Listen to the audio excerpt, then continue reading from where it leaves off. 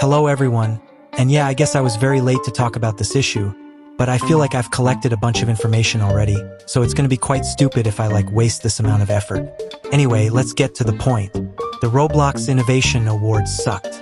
I'm not really gonna focus on the fact that the prediction mechanic added was a pretty stupid move, but rather the problem with granting awards for winning. I'm sure that most of us know about the KJ incident. So basically, the Strongest Battlegrounds developer announced in the Yielding Arts Discord server that if they win, everyone gets free KJ for a limited amount of time. And Boros, but who cares about Boros? Why was there so much hype for a red lollipop? That's because KJ is an admin character. However, unlike Gojo, you must be the top donator in either the month or all time to win. At the time of announcement, KJ was a little over 4 million Robux, which is $50,000 apparently.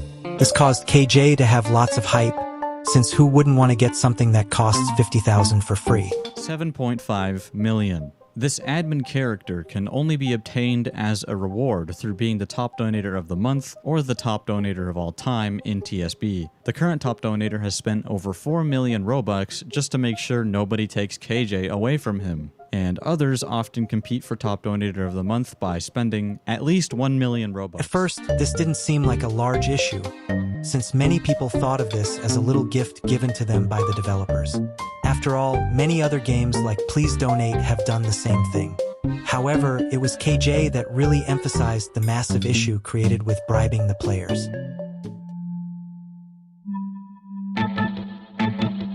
It was time for the Innovation Awards. Everyone was extremely excited. Every day, there was a new category to vote on. The categories were usually People's Choice, Best New Experience, Best UGC Creator, Best Video Star, and Best Branded Experience. This year, there were 12 new categories. The Strongest Battlegrounds made it into Best Strategy and Best Fighting. For the RDC, Strongest made it into People's Choice.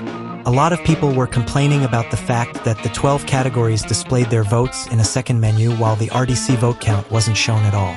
Personally, I wasn't really bugged by this, and this granted people free new items. So womp womp, I guess.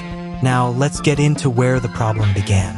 In every category Strongest was in, Strongest seemed to absolutely crush every game competing against it.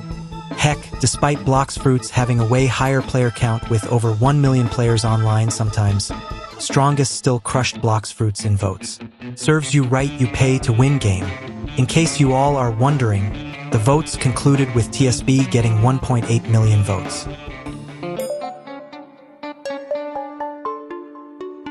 While every game seemed to have bribed players in one way or another, it was the Strongest Battlegrounds that helped everyone realize the huge impact bribing for votes had. And to be fair, it was quite unfair. People really weren't voting for their favorite game, but now voting for the game that granted the best rewards for winning. I guess it was kinda like a US election. Point is, we really shouldn't allow bribing players as a way to gain votes. A major problem that occurred was the fact that Strongest won Best Strategy. Strongest isn't even a strategy game, for crying out loud. The owner of Strongest mentioned that people would get free KJ for longer if they received more votes, further enticing players to vote for Strongest in every category it was in. If KJ wasn't even a thing, I doubt Strongest would win, and everyone would have voted for a game that contains the most strategy. Honestly, what am I ranting about? The votes already happened. I hope they don't allow bribing next year.